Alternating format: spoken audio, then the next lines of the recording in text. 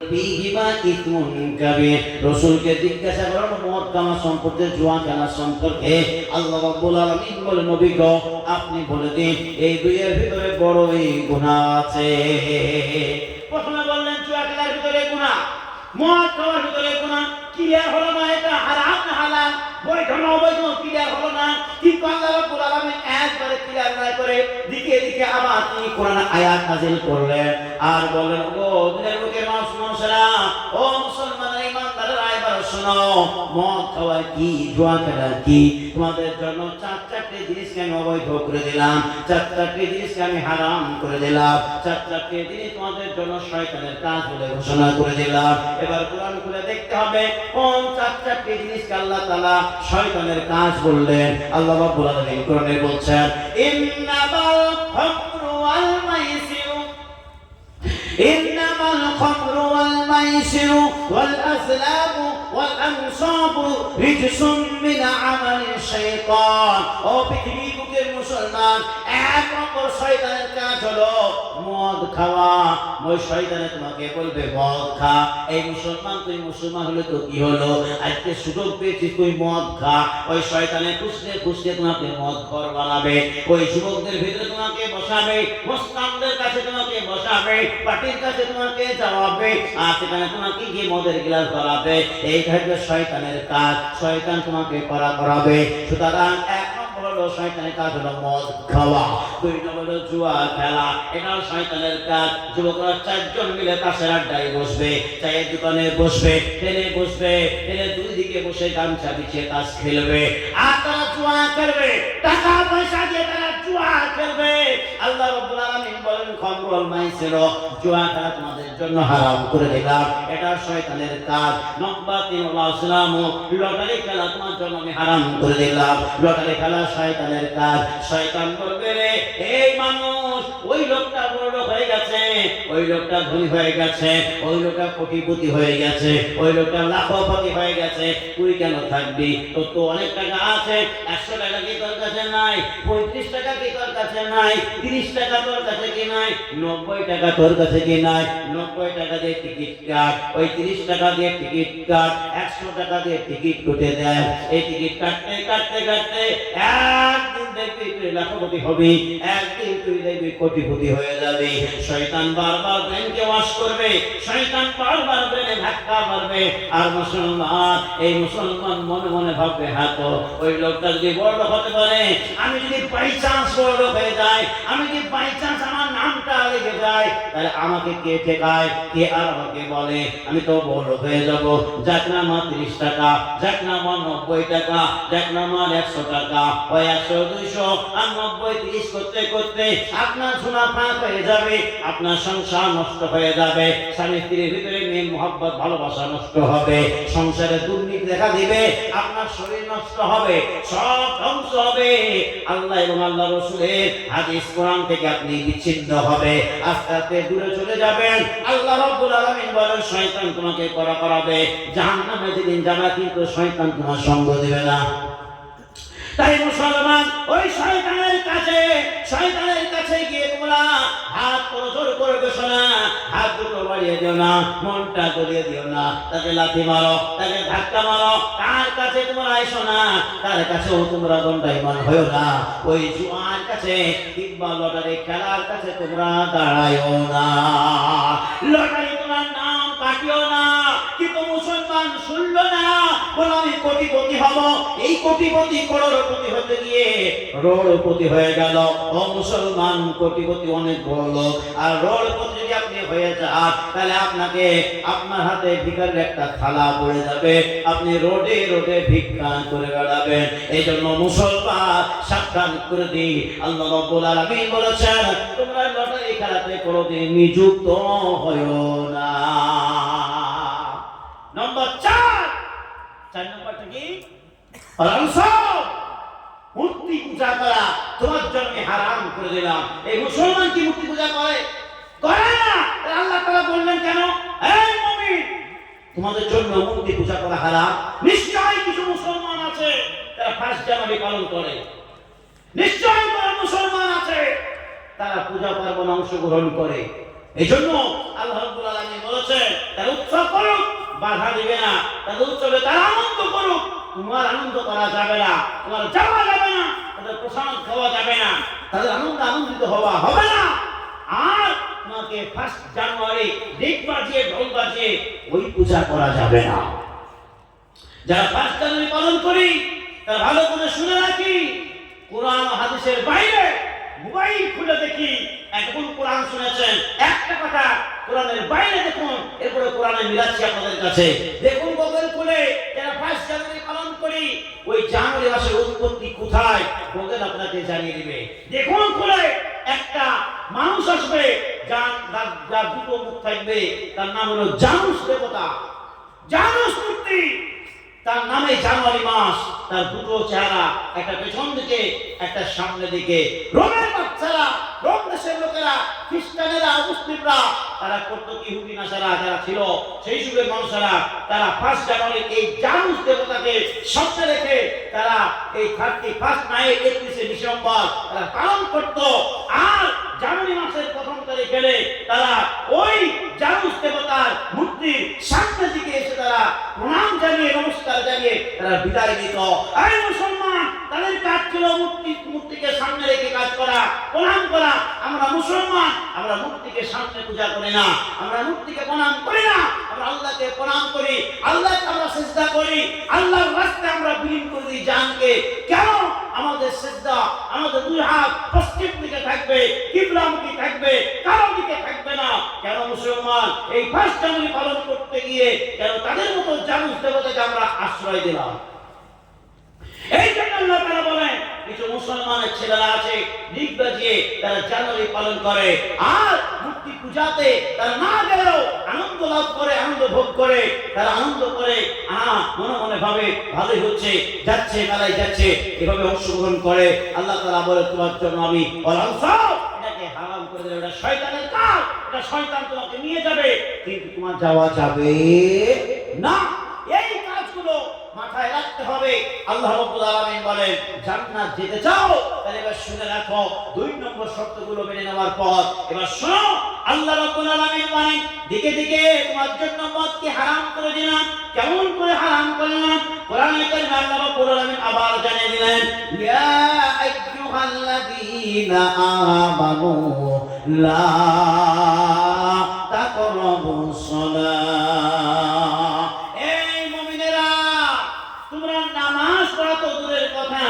নামাজের ধারে কাছে পর্যন্ত যেও না। এখন কোন মুসলমান যদি ঘুম থেকে উঠে আর হঠাৎ করে শুনে এই মরনা কোথা থেকে এসেছে, সে বলছে নামাজ পড়া তো দূরের কথা, নামাজের ধারে কাছে পর্যন্ত যেও না, তাহলে একটাও মার মাটিতে থাকবে না, সমাজ উঠে পড়বে, বলবে না? সব আল্লাহ বলে নামাজ কায়েম করো, আর আমি যদি আপনাদেরকে বলি নামাজের ধারে কাছে যেও না, শুনবেন? শুনবেন না। কিন্তু আমি বলছি না, কোরআন বলছে কখন কোন সময় আপনাকে শুনতে হবে। অর্ধেক কথা শুনে বাড়ি গেলে চলবে না, আর ঘুম থেকে উঠে অর্ধেক কথা শুনে আমল করলেও হবে না, আপনাকে পুরোটা শুনতে হবে। কোরআনে কারিমে আল্লাহ রাব্বুল আলামিন বলেন, ইয়া আইয়ুহাল্লাযীনা আমানু লা তাকরাবুস সালাত, ও মুমিন মুসলমানেরা নামাজের ধারে কাছে পর্যন্ত যেও না, ওয়া আনতুম সুকারা, যখন মত্ত অবস্থায় থাকবে, যখন তুমি নিশা অবস্থায় থাকবে, যখন তুমি গাঁজা টেনে আসবে, যখন তুমি ভুলভাল করবে, যখন তুমি পাকলামু করবে, মস্তানগিরি করবে, মদ খেয়েছে, নেশা দ্রব্য খেয়েছে, সেই সময় তুমি মসজিদে প্রবেশ করিও না, নামাজে তুমি আসিও না। নামাজ পড়তে কাউকে নিষেধ করা নাই। ও মুসলমান, আজান পড়ে গেল, মুখ পরিষ্কার করে নাও, ধৌত করে নাও, উযু করে নাও, মসজিদে প্রবেশ করে যাও, নামাজ কায়েম করো, তোমাকে বাধা নাই। সর্বদাই নামাজের কথা বলা আছে, কিন্তু নিশাগ্রস্ত অবস্থায় তুমি নামাজে দাঁড়াইও না। এই নিশাটা খুব খারাপ। এই জন্য আল্লাহ তাআলা বলেন, তোমার জন্য আমি নিশাটাকে হারাম করে দিলাম। এমন কিছু মানুষ ছিল, তারা হয়তো নেশা করে কোন দ্রব্য মুখে দিয়ে আসতো, আল্লাহ তাআলা আস্তে আস্তে তাদেরকে পরীক্ষা করতে করতে একবার হারাম করে দিলেন। আর সেই তখন থেকে মদ জিনিস কিংবা অন্যান্য ওইরকম মদের মতো কোন নেশা দ্রব্য জিনিস আল্লাহ রাব্বুল আলামিন আমাদের জন্য হারাম করে দিয়েছেন। এখন মুসলমান হয়ে যদি মদ খায়, তাহলে জাহান্নামে যাওয়ার জন্য কে দায়ী? আল্লাহ দায়ী নয়, নিজে আমরা দায়ী। আল্লাহ তাআলা বলছেন তোমাকে নিষেধ করেছি মদ খাবা না, কোরআনে তোমাকে দিয়েছি, কোরআন তোমার বাড়িতে তুমি রেখেছো, আর তুমি কোরআন রেখে আবার তুমি মদ খাও। আল্লাহ রাব্বুল আলামিন বলেন আমার হুকুম তুমি কেমন করে মানলে বলো? যদি খেয়ে থাকো মুসলমান, এই জায়গায় এক্ষুনি এই মুহূর্তে তওবা করে নাও, আর জীবনে কখনো ওই পথে যাব না, ওই গ্লাস জীবন আমি হাতে রাখবো না। আল্লাহ রাব্বুল আলামিন বলেন আমি গফুর রহিম, আমি সাত্তার, আমি জব্বার, আমি তোমার পাপকে লুকিয়ে রাখতে পারি, আমি তোমার পাপকে ছুপিয়ে রেখে দিয়ে তোমাকে ক্ষমা করতে পারি। দুনিয়ার বুকের কেউ ক্ষমা না করলে আমি আল্লাহ রাব্বুল আলামিন তোমাকে ক্ষমা করে দেব। তুমি আমার কাছে একবার বলো আল্লাহ আমি জীবনের মধ্যে পাপ করেছি, মদ খেয়েছি, জুয়া খেলেছি, আমি তাস খেলেছি, আমি লটারি খেলেছি, আমি আমার ওই মদ্যপানে গিয়েছি, ও আল্লাহ তাআলা আমাকে তুমি ক্ষমা করে দাও। আল্লাহ তাআলা বলেন সঙ্গে সঙ্গে আমি ক্ষমা করে দেব। যদি ক্ষমা চান তাহলে আপনি ক্ষমা পেয়ে জান্নাতি হতে পারেন। এবার আসুন আল্লাহ রাব্বুল আলামিন বলছেন জান্নাতে যাওয়া তো সহজ নয়, আর জাহান্নাম থেকে বের হওয়া তো সহজ নয়, জান্নাত পাওয়া তো সহজের কথা নয়। আল্লাহ রাব্বুল আলামিন এবার বলেন ইয়া আইয়ুহাল্লাযীনা আমানু লা তাকরাবুজ জিনা। প্রতিটা কথাকে এবার কোরআনে আপনাকে মিলাতে হবে। এই মুসলমান আপনাকে বলেছি কোরআন থেকে শুনতে চাই, কোরআন থেকে বলতে চাই। কোরআনে কেন আল্লাহ তাআলা বলেন লা তাকরাবুজ জিনা। মুসলমান যদি হও, মুমিন যদি হও, তাহলে জিনা করা দূরের কথা, ব্যভিচার করা দূরের কথা, ব্যভিচারের ধারে কাছে পর্যন্ত যাবা না। এখন জালসা দিয়ে, গান দিয়ে, মেলা দিয়ে কত গুনাহ হয়ে গেল। জালসা দিয়ে যেমন উপকার হচ্ছে, কিছু কিছু এলাকায় মেলা দিয়ে দেয় জালসাতে, ওই জালসার দিকে চলে, আর একদিকে ছেলে মেয়ে হাত ধরে ঘোরাঘুরি করে মেলা চলে। ওই মুসলমান গান একদিকে চলে, অন্যদিকে তারাও লাইন মারে, এইভাবে চলে। মুসলমান শুনে রাখে গুনার পথ সৃষ্টি হয়ে গেছে। এই গুনাহ থেকে আমাদেরকে বাঁচতে হবে, জিনা থেকে বাঁচতে হবে, ব্যভিচার থেকে বাঁচতে হবে। আমরা নেকির পথে এসেছি, নেকির কাজ করতে এসেছি, জিনার কাজে আমরা কোনোদিন লিপ্ত হব না। তাই মুসলমানকে আল্লাহ তাআলা সাবধান করে দিলেন তোমরা বাড়িতে থাকো, আর যেখানেই থাকো না কেন, গ্রামে থাকো, শহরে থাকো, অঞ্চলে থাকো, রাস্তায় থাকো, জালসায় থাকো, গানে থাকো, যেখানেই থাকো না কেন, একটা কথা মনে রাখো লা তাকরাবুজ জিনা। জিনার কাছে তোমরা যেও না, কেননা জিনাটা হলো ইন্নাহু কানা ফাহিশাতাও ওয়া সাআ সাবিলা। ও পৃথিবীর বুকে মুসলমান ওই জিনা হলো পাপ কাজ, আর যে পথে তুমি যাচ্ছ ওই পথটা হলো পাপের পথ, খারাপ পথ। খারাপ পথে তুমি যেও না, তোমার পাপ হবে না। ও মুসলমান এই থেকে যদি আমরা বিরত থাকতে পারি তাহলে আমরা জান্নাতে যেতে পারি। কারণ মুসলমান জিনা করা কেন আমাদের প্রয়োজন হলো, ব্যভিচার করা কেন আমাদের প্রয়োজন হলো? আমার কি বিবাহ হবে না? আপনার কি শাদী হবে না? আপনার কি বিবাহ হবে না? আপনাকে আল্লাহ তাআলা পুরুষ করে যদি প্রেরণ করে থাকেন, আপনার বদলে নারীকে প্রেরণ করেছেন। আপনাকে নারী যদি করে রাখেন, আপনার বদলে একটা স্বামীও রেখেছেন। কেন আমাকে ব্যভিচার করতে হবে? কেন আমাকে লাভ ম্যারেজ করতে হবে?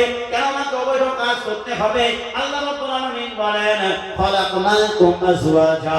ও পৃথিবীর বুকের মুসলমান, আমি জুনাই পয়দা করেছি, কেউ কারো চিন্তা ভাবনা করবে না, টেনশন নেবে না। আমি তোমার জোর করে এই দিনের বুকে প্রেরণ করেছি। যখন আমার জোড়া আছে তাহলে আমার বিচার করার কোনো প্রয়োজন নাই। ঠিক আল্লাহ তাআলা রেখেছেন, খুঁজতে খুঁজতে আপনার সঙ্গী পেয়ে যাবেন, সব পেয়ে যাবেন। আল্লাহ রাব্বুল আলামিন বলেন লা তাকরাবুজ জিনা। জিনার ব্যভিচার কাজে যেও না। যদি যাও তাহলে তোমার বাড়িতে তুমি কোরআন রেখেছো, তুমি জান্নাতের আশা করো। কেমন করে তুমি জান্নাতের আশা করো? এই পাপ থেকে ফিরে এসো, তবেই তুমি জান্নাতে যাবে। কিছু বলছেন? আর কথা বল, চলবে না ছেড়ে দেবো? চলবে।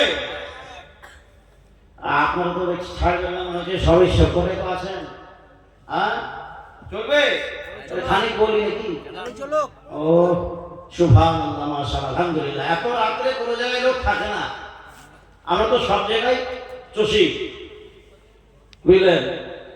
1 তারিখে ছিলাম পাকুড়িয়া মাদ্রাসায়, আপনাদের বীরভূম। সুতরাং এই যে পাপের কাজগুলো, পাপের কথাগুলো আল্লাহ তাআলা কোরআনে দিয়েছেন, এটা কি আমার বানানোর কথা ছিল না কোরআনের কথা ছিল?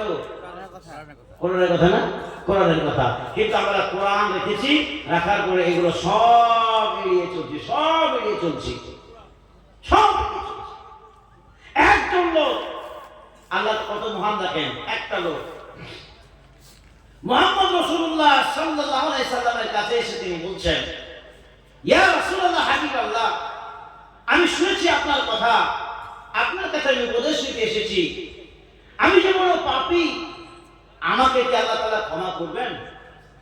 মুহাম্মদ রাসূলুল্লাহ সাল্লাল্লাহু আলাইহি সাল্লাম বললেন, তুমি কি করেছো যে তুমি বড় পাপী বলছো নিজেকে? ওই ব্যক্তি নিজেকে স্বীকার করলো যে আমি 4টি পাপ কাজ করেছি। কয়টা? 4টা পাপ কাজ করেছি। 1, আমি মদ খেয়েছি। নম্বর 2, জিনা করেছি। নম্বর 3, চুরি করেছি। নম্বর 4, সত্য কথা কোনোদিন বলিনি, মিথ্যা বলেছি। তার 4টা ভালো না খারাপ? কি গো? সব খারাপ। এবার আমার মতো ইমাম সাহেবদের কাছে আর আমাদের মতো মাওলানা সাহেবদের কাছে যদি কেউ জিজ্ঞাসা করতো যে এগুলো করেছি কি করব, তা আমরা চোখ দুটো বন্ধ করে দিতাম, চোখ দুটো বন্ধ করে দিয়ে বলতাম, এগুলো তো পাপ কাজ, তুমি এক কাজ করো, তুমি আল্লাহর কাছে তওবা করো, ক্ষমা চাও, আল্লাহ তাআলা চাইলে তোমাকে ক্ষমা করে দিতে পারে। এছাড়া আমাদের বলার কোনো রাস্তা ছিল না, আর নাই।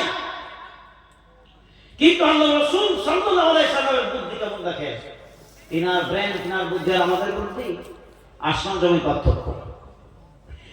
আল্লাহ রাসূল সাল্লাল্লাহু আলাইহি সাল্লাম বললেন, একজন ক্ষমা করবেন, তিনি হচ্ছেন আল্লাহ। তবে একটা কথা শুনে রাখো, তুমি যদি একটা কাজ করতে পারো, আল্লাহ রাব্বুল আলামিন তোমাকে ক্ষমা করে দিতে পারে। জিজ্ঞাসা করেন কি কাজ?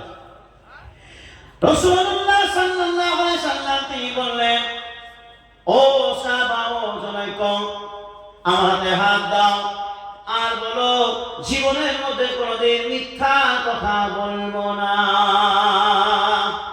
এই লোকটা মনে মনে ভাবলো, নাই বা বললাম মিথ্যা কথা, আরো বাকি 3টি কাজ, এগুলো তো করতে পারবো। আনন্দে বাড়ি ফিরলো, আনন্দের চোটে বাড়ি ফিরলো। বাড়ি ফিরে মদের গ্লাস এবার চলে আসছে, মদ খাওয়ার সময় হয়ে গেল। এক দাসী মদের গ্লাস নিয়ে এসে ওই লোকটার কাছে দিল, কিন্তু ওই লোকটা মদের গ্লাস দেখে হাত দুটো থরথর করে কাঁপতে আরম্ভ হয়ে গেল। হাত কাঁপতে আরম্ভ হয়েছে, হাত ধরে বান্দা, এই হাত দুটো তুই রাসূলুল্লাহ সাল্লাল্লাহু আলাইহি সাল্লামের হাতে তুই হাত রেখেছিলি, তুই আমার কেন মদের গ্লাসে হাত রাখছিস বল? তুই তো বলেছিলি আমি কখনোই মিথ্যা কথা বলবো না। আর যদি মদ খাস, আর যদি মদের গ্লাসে হাত রাখিস, তাহলে যদি মুহাম্মদ রাসূলুল্লাহ সাল্লাল্লাহু আলাইহি সাল্লামের সঙ্গে তোর সাক্ষাৎ হয়ে যায়, মুলাকাত হয়ে যায়, কি কথা বলবি বল? মিথ্যা কথা হয়ে যাবে না। তুই যে বলেছিলি মদ খাই, মদ খাবো না, সত্য কথা বলবো, তাহলে মদের গ্লাস ধরে যদি বলিস তুই ঘড়ি নাই, তাহলে মিথ্যাবাদী হয়ে গেলি। সুতরাং ফিরে আয়, হাত থরথর করে কাঁপতে লাগলো। দাসীকে বললো, দাসী রে, আজ থেকে মদ খাবো না, মদের গ্লাস ছুড়ে দাও, ফেলে দাও। আজ থেকে তোর ছুটি হয়ে গেল, আর মদ কখনোই সে জীবনে হাতে রাখলো না। এক এক করে জিনার কাজ শুরু হয়ে গেল, জিনার কাজে যাবে, পা দুটো থরথর করে কাঁপতে আরম্ভ হয়ে গেল। ওই পা দুটো বলে, রে বান্দা, এই পায়ে দুটো হেঁটে, এই দুটো পায়ে হেঁটে তুই মুহাম্মদ রাসূলুল্লাহ সাল্লাল্লাহু আলাইহি সাল্লাম পর্যন্ত তুই গিয়েছিলি, কেন আবার ওই জেনার কাজে তুই যাবি বল? না না রে বান্দা, জেনার কাজে নয়, জেনার কাজে নয়, আবার তুই মুহাম্মদ রাসূলুল্লাহ সাল্লাল্লাহু আলাইহি সাল্লামের কাছে তুই যাস। কি কথা বলবি? ফিরে আয়। পা দুটো ফিরে এলো, জেনার কাছ থেকে ফিরে এলো, চুরি থেকে ফিরে এলো, এক এক করে সব পাপ কাজ থেকে ফিরে চলে এলো। সব ফিরে আসার পর একদিন মুহাম্মদ রাসূলুল্লাহ সাল্লাল্লাহু আলাইহি সাল্লামের সঙ্গে মুলাকাত হয়ে গেল। রাসূলুল্লাহ সাল্লাল্লাহু আলাইহি সাল্লাম জিজ্ঞাসা করলেন, ও জনৈক ব্যক্তি, বলো, বিগত দিনগুলি, বিগত রাত্রিগুলি কি কি কাজে কাটিয়েছ, কি কি খেয়েছ, তুমি বলো। ওই ব্যক্তি বলে, ইয়া রাসূলুল্লাহ, হাবিবাল্লাহ গো, আপনার হাতে হাত দিয়ে ওয়াদা করেছিলাম জীবনের মধ্যে কোনোদিন মিথ্যা কথা বলবো না। আপনার হাতে হাত দিয়ে বাড়ি যাওয়ার পর ওই মদের গ্লাস আমি হাতে রাখি নাই, চুরির পথে আমি আর যাই নাই, জেনার পথে আমি যাই নাই। ইয়া রাসূলুল্লাহ, হাবিবাল্লাহ গো, যেহেতু আপনার আমি হাত দিয়ে ওয়াদা করেছিলাম। রাসূলুল্লাহ সাল্লাল্লাহু আলাইহি ওয়াসাল্লাম সাহাবায়ে কেরামদেরকে ডাকলেন আর বলল, সাহাবায়ে কেরাম বল, শোনো, উনজুরু ইলা রাজুলিন, এই ব্যক্তির দিকে চেয়ে দেখো, চারটি পাপ কাজে লিপ্ত ছিল, কিন্তু একটা কথাতেই পাল্টে গেছে। মিথ্যা কথা জীবনে বলবো না বলে ওয়াদা করে গিয়েছিল, আল্লাহ তাআলা তাকে কবুল করে নিয়েছে। সুতরাং সাহাবায়ে কেরাম বল, তোমরাও শুনে রাখো, ইন্নামাল কিযবু লিকুল্লি যুনুবিন ওয়া, প্রতিটি পাপ কাজের মা হলো মিথ্যা কথা বলা। প্রতিটি পাপ কাজের মা হলো মিথ্যা কথা বলা। যদি আমরা মিথ্যা থেকে বাঁচতে পারি তাহলে আমাদের পাপ কম হবে। আর যদি সর্বদাই মিথ্যা বলি, পাপ আমাদের বাড়তেই থাকবে। আজ আমরা মুসলমান, আমরা মুখে মুখে বেশিরভাগ মিথ্যা বলি।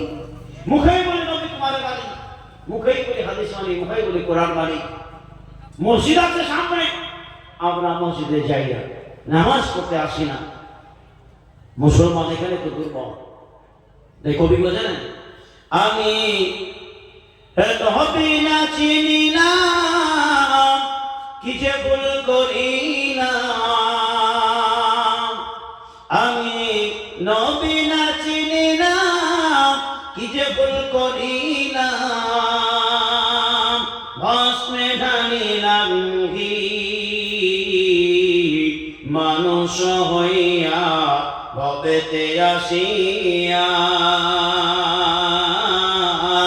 মানুষের করিলাম কি, আমি মানুষ হইয়া ভবেতে আসিয়া, মানুষের করিলাম কি, আমি তবে না চিনিলাম কি যে ভুল করিলাম, ভস্মে ঢালিলাম ঘি, মানুষ হইয়া ভবেতে আসিয়া, মানুষের করিলাম কি, আমি মানুষ হইয়া ভবেতে আসিয়া, মানুষের করিলাম কি, আমি সুধার না মানিলাম, মদ খাওয়া ছাড়িলাম, আমি সুধার না মানিলাম, মদ খাওয়া ছাড়িলাম, কোরআনের কথা মানলাম কি, জলসাতে আসিয়া ওয়াজ শুনিয়া, আমল করিলাম কি, আমি জলসাতে আসিয়া ওয়াজ শুনিয়া, আমল করিলাম কি, আমি নবী না মানিলাম, আমি নবী না চিনিলাম, কি যে ভুল করিলাম, ভস্মে ঢালিলাম ঘি, মানুষ হইয়া ভবেতে আসিয়া, মানুষের করিলাম কি, আমি মানুষ হইয়া ভবেতে আসিয়া, মানুষের করিলাম কি, আমি আজান শুনিলাম, মসজিদে না আসিলাম, আমি আজান শুনিলাম, মসজিদে না আসিলাম, মসজিদ বানিয়ে করলাম কি, মুসলিম হইয়া নামাজ না পড়িয়া, কবরে জবাব দিব কি, আমি মুসলিম হইয়া নামাজ না পড়িয়া, জবাব দিব কি? আজকে আমরা মুসলমান হয়ে নামাজ পড়ি না, কবর কি জবাব দেব? মুসলমান হয়ে মসজিদ বানাচ্ছি, নামাজে যাই না, মসজিদে যাই না, কি জবাব দেব? ওহে যুবকের দল, তোমাদেরকে বলছি, আল্লাহ রাসূল সাল্লাল্লাহু আলাইহি সাল্লাম বলেছে, আল্লাহর আরশের ছায়া তলে ওই যুবকদের স্থান হবে। কোন যুবক? রাজুলুন কলবুহু মুআল্লাকুন ফিল মাসাজিদ। জেনে রাখো, ওই যুবকের দল, যেই যুবকরা, যেই পুরুষেরা, যেই মানুষেরা যাদের অন্তরটা মসজিদের সঙ্গে সর্বদাই লটকে থাকবে, তাল্লুক থাকবে, সম্পর্ক থাকবে, ঝুলে থাকবে, আসা যাওয়া থাকবে, মসজিদের ভালোবাসা অন্তরে থাকবে, মসজিদের গান খেলাপ থাকবে, মসজিদের মুহাব্বত অন্তরে থাকবে, মসজিদের হিফাজত থাকবে, মসজিদে যাওয়া আসা করবে, নামাজ কায়েম করবে, ওই যুবকদেরকে আল্লাহ রাসূল বলেন, তোমাদের ঠিকানা আমার আরশের ছায়া তলে। সুবহানাল্লাহ। তাহলে এত বড় মর্যাদা কাদেরকে দিলেন? কাদেরকে দিলেন? যুবকদেরকে দিলেন। আর যুবকের দল কমিটি হয়ে জালসা দেয়, মসজিদ কিছে না, মসজিদ যায় না, তাহলে আপনার আরশের ছায়া তলে আপনার জায়গা হবে? জালসা দিলেই পার পেয়ে যাবেন, ছুটি হয়ে গেল? হবে না। আপনাকে যেমন আল্লাহ তাআলা আপনার সম্মান দিয়েছে, ইজ্জত দিয়েছে, আপনার মর্যাদা বাড়িয়ে দিয়েছে, কাউকে দেয়নি, ওই যুবককে দিয়েছে। যুবক, যেই যুবকরা জালসা দিয়েছে, যেই যুবকরা গ্রামে বাস করো, এমন যুবক আছে আমরা পেশাব করি, পেশাব করে কিন্তু কুলুপ পর্যন্ত নেই না, পানি খরচ করি না, পানি আমরা নেই না, আমরা গুপ্তাঙ্গ ধরি না। ওই মুসলমানের ছেলে, আপনার পবিত্র থাকাটা আপনার জন্য ফরজ ছিল। আপনার নাম পবিত্র, আপনার ধর্ম পবিত্র, আপনার ইসলাম পবিত্র, আপনি নিজে পবিত্র হবেন না কেন? আল্লাহ তাআলা পবিত্রকে পছন্দ করেন, করেন না? আল্লাহ তাআলা সর্বদাই যারা পবিত্রতা থাকে তাদেরকে পবিত্রতাকে পছন্দ করেন।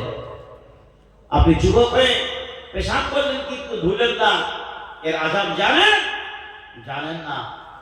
এক জায়গায় আল্লাহ রাসূল সাল্লাল্লাহু আলাইহি সাল্লাম এক কবরের পাশ দিয়ে যাচ্ছিলেন, তিনাকে জানানো হলো, গায়েব থেকে অদৃশ্যের খবর দেওয়া হলো, এই দুই কবরে আযাব হচ্ছে, দুই কবরে আযাব হচ্ছে। তাদের বাড়ি খোঁজ না হলো, কার কবর এটা, কোন বংশের কবর এটা। বাড়িতে গেলেন, দেখলেন, জিজ্ঞাসা করলেন কেমন ছিল, কি অপরাধ করেছিল। বলা গেল যে এক যুবক, একটা লোক, সে পেশাব করতে বটে, পেশাব তো আমরাও করি, সবাই করে, কিন্তু পেশাব করে কোনোদিন গুপ্তাঙ্গ ধয় নাই, তালিম হয় নাই, কুলুপ দেয় নাই, পরিষ্কার করে নাই, পেশাবের ছিটা থেকে বাঁচে নাই। পেশাব করেছে উত্তর দিকে না দক্ষিণ দিকে, বাতাস যেদিকে আছে সেদিকে হ্যান্ডেল ঘুরে পেশাব করেছে। এখন কোন দিকে করছে দেখা নাই, ঘুরে তার মুখে এসে করছে না কাপড়ে করছে, ওই অবস্থায় সে ঘুরে বেরিয়েছে। পেশাবের ছিটকা থেকে যারা বাঁচে নাই, আল্লাহ রাসূল সাল্লাল্লাহু আলাইহি ওয়াসাল্লাম বলেন কবরে তাদের আযাব হবে। সুতরাং মুসলমানের ছেলেরা, যুবকরা, মহিলারা কিন্তু পেশাব করে পানি নাই ধয়, কিন্তু আমরা পুরুষরা ধুতে চাই না, অনেক হেফাজত করে মহিলারা। শুনে রাখুন, 2 নম্বর কবর কার? আল্লাহ রাসূল বললেন এটা কার কবর? দেখা গেল, জিজ্ঞাসা করা হলো, ওই লোকটা ভালো ছিল, ঠিকই ছিল, কিন্তু একটা গুণ খারাপ ছিল। কি? সকাল থেকে সন্ধ্যা পর্যন্ত সর্বদাই কারো না কারো সে চুগলখড়ি করত। কি করত? চুগলখড়ি করত। এই জন্য এই দুইজনকে দুইটি কবরে আযাব দেওয়া হচ্ছে। আয় যুবক, আমাকে পেশাব করে পানি দিতে হবে। আয় যুবক, মুসলমান নরনারী, আমাকে চুগলখড়ি থেকে বাঁচতে হবে। আজ আমরা জালসা দিয়েছি, যুবকদের সম্মান আল্লাহ তাআলা দিয়েছেন, সে সম্মানটা আমরা বজায় রাখবো ইনশাআল্লাহ। ইনশাআল্লাহ, ইনশাআল্লাহ মসজিদের সঙ্গে আমরা সম্পর্ক রাখবো। এবার শুনি, আল্লাহ রাসূল সাল্লাল্লাহু আলাইহি সাল্লাম বলেন, ওই ইমামকে আমি সম্মান দিয়েছি, ওই নেতাকে সম্মান দিয়েছি, ওই ক্যাশিয়ারকে সম্মান দিয়েছি, ওই সভাপতিকে সম্মান দিয়েছি, ওই নেতাকে আমি সম্মান দিয়েছি। কোন নেতা? ওয়াদিলুন, ইমামুন আদিলুন ওই ইমাম, ওই নেতা যে ন্যায়পরায়ণ বাচ্চা হবে, ন্যায়পরায়ণ ইমাম হবে, ন্যায়পরায়ণ সেক্রেটারি হবে, ন্যায়পরায়ণ সভাপতি হবে, ন্যায়পরায়ণ কেশিয়ার হবে। রাগ করবেন না, মসজিদ মাদ্রাসা সব জায়গাতেই আছে, সব জায়গাতে কেশিয়ার সভাপতি সবারই আছে। কিছু মাদ্রাসায় কিছু মসজিদ দেখি মসজিদের সেক্রেটারি দাঁড়িয়ে নাই, মাদ্রাসার সেক্রেটারি দাঁড়িয়ে নাই। রাগ করছেন কি? রাগ করেন না, কথা আসে সামনে, রাগ করার কিছু করার নাই। অনেক মসজিদের ক্যাশিয়ার আছে নামাজই পড়ে না, মাস্টারকে দিয়েছে, ডাক্তারকে দিয়েছে। রাগ করবেন না, নামাজ এখন তো পড়ে না। কেন? আপনাকে পদ দেওয়া হলো, আপনি পদের মর্যাদা রাখলেন না কেন? আল্লাহ তাআলা নির্ণয় করেছেন আপনার জন্য আল্লাহর আরশের ছায়াতলে আপনার জায়গা হবে। এমনি জায়গা পাবেন আপনি সেক্রেটারি হয়ে, এমনি ইমাম হয়ে আপনি জায়গা পাবেন, এমনি নেতা হয়ে আপনি জায়গা পাবেন। ন্যায়পরায়ণ যদি আপনি নেতা হন, আল্লাহর আরশের ছায়াতলে আপনি জায়গা পাবেন। ন্যায়পরায়ণ যদি আপনি ইমাম হন, আপনার জায়গা আরশের ছায়াতলে হবে।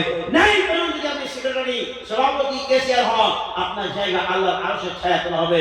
আর আপনি যদি সুন্নতের বরখেলাফ হন, বেনামাজি হন, আল্লাহর আরশের ছায়াতলে আপনার জায়গা হবে? হবে না।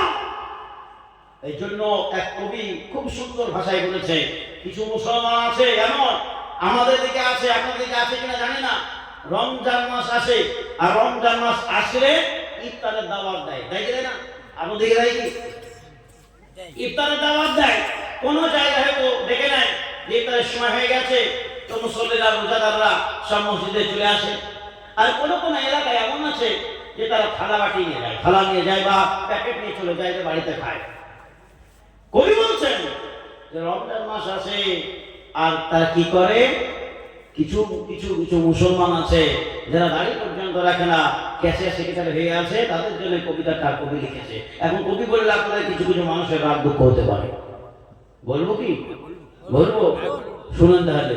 দাড়ি ছাটা গোপে আটা গাজায় মারে দম, দাড়ি ছাটা গোপে আটা গাজায় মারে দম, নামাজ নাই, রোজা নাই, ইফতার খাওয়ার জম। এই হলো আর যাদের নীতি, তারাই হলো বিচারপতি। ধর্মের বেলায় ঘুম, ধর্মের বেলায় ঘুম, দাড়ি ছাটা গোপে আটা গাজায় মারে দম, নামাজ নাই, রোজা নাই, ইফতার খাওয়ার জম। নেই ফজরে, নেই জোহরে, নেই তো আসরে, মাগরিব হলে তারাই বসে প্রথম কাতারে, প্রথম কাতারে। খোঁজ নেয় না 11 মাস, মনে পড়লে রমজান মাস, তাদের ইসলাম, তাদের ইসলাম। দাড়ি ছাটা গোপে আটা গাজায় মারে দম, নামাজ নাই, রোজা নাই, ইফতার খাওয়ার জম। ফজরে আসবে না গো, সেহরি খাওয়ার পর শাকপাট, জোহরে নয় পাত্তা, আসরও দেখা যায়নি মসজিদে। এখন মাগরিবে যেমন এনার হয়ে গেল, আমি রোজা আছি, রোজাদার, এই রোজাদার কে কে আছেন? চলে আসেন। সবাই যখন পৌঁছে গেলাম, রোজাই ছিল না, ঈদগাহে দেখা গেল প্রথম কথা যায় নামাজ পড়ে গেল। ঈদগাহ পড়ে গেছো, যারা 5 ওয়াক্ত নামাজ পড়তে না, কিন্তু প্রথম কাতার পাইনি। ওরা বছর মসজিদ, ওরা প্রথম কাতার নামাজ পড়ে, প্রতিদিন ওরা 5 ওয়াক্ত নামাজ পড়ে। আমরা একদিন প্রথম কাতার খেলাম তো কি হলো? ওরা প্রথম কাতার গেলে ছোট ছোট বাচ্চাদের কিনে চলে যাবে। এখন কথা বলতে শিখেনি, সেই বাচ্চাকে নিয়ে প্রথম কাতার ঘেরবে তারা। কিন্তু হাদিস কি খুলেছেন আপনি? বললে হয়তো অনেক মুসল্লিদের রাগ হয়। আমার মসজিদে, আমার এলাকায় ঈদগাহে যখন আমি নামাজ পড়াই বা জুম্মার দিনেও প্রথম কাতার আমি বাচ্চা ছেলেদেরকে রাখি না, বাচ্চাদেরকে প্রথম কাতার রাখি না, হটিয়ে দাও, তাহলে যে যার ছেলে হোক। অনেকজন রাগ করে, কেউ মেম্বার থাকে, কেউ সেক্রেটারি থাকে, বলে আমাদের ছেলেকে পায়ে ঘুরে ঘুরে, বলে না, বাচ্চা রাখলে বলে খেলা করবে, কেরাতে ডিস্টার্ব হবে প্রথম কাতারে, এটা পেছনে রাখো, আর তাদের জায়গা তো পেছনে। তুই প্রথম কাতার রাখলে কেন? সে এখনো কথা বলতেই জানে না। অথচ আমরা মুসলমানরা দেখবেন আনন্দে নিয়ে যান, মসজিদে যেতে মানা নাই, নিয়ে যান, কাছে বসান, পাশে বসান, পাশে বসিয়ে নামাজ পড়েন। কিন্তু প্রথম কাতারে দিলে ইমাম সাহেবদের অসুবিধা হয়, আর পাশে মসজিদে হয়তো অসুবিধা হবে, ততটা না হলেও ইমাম সাহেবের কেরাতের অসুবিধা হবে, চোখ যাবে। এই জন্য প্রথম কাতারে খুব শ্রদ্ধা। তাই আপনি বাচ্চাকে নিয়ে আসুন, 7 বছর বয়স হবে, তাকে নিয়ে আসুন মসজিদে, তাকে প্র্যাকটিস করান। কিন্তু 7 বছর আগে আপনি নিচ্ছেন কেন? 7 বছর আগে নিয়ে এলে আপনাকে আপনার কাছে রেখে দাঁড়িয়ে বসে থেকে আপনাকে শেখাতে হবে। 7 বছর পর 10 বছর যখন হয়ে যাবে, তাকে নামাজ জন্য মারুন, নামাজ কেন পড়ো না? 10 বছর বয়স হয়ে গেল। কোথায় আছে আপনার হাদিস? 10 বছর বয়স হয়ে গেল, 1 জানুয়ারি পালন করার জন্য বায়না ধরলো 100 টাকা দিতে হবে, 500 টাকা দিতে হবে। আপনি বাবা হয়ে টাকা দিয়ে দিলেন বোম ফুটাতে, ঈদের দিকে টাকা দিলেন বোম ফুটাতে, আপনি শিখাতে পারলেন না। এটা তো আমাদের দুর্বলতা। শুনে রাখুন, তারা প্রথম কাতারে আসবে। তাই বলছেন কি, নেই ফজরে, নেই জোহরে, নেই তো আসরে, মাগরিব হলে তারাই বসে প্রথম কাতারে। প্রথম কাতারে খোঁজ নেয় না 11 মাস, মনে করলে রমজান মাসে তাদের ইসলাম, তাদের ইসলাম। গাড়ি চাটা, গোবে আটা, গাজায় মারে দম, নামাজ নাই, রোজা নাই, ইফতার খাওয়ার জম। এসার সময় আসতে হলে অন্ধকারে, যুবক বৃদ্ধ সবার যেন ভয় ভয় করে, ভয় ভয় করে। রুকু করলে কোমর ব্যথা, সেজদায় 2 হাঁটু ব্যথা।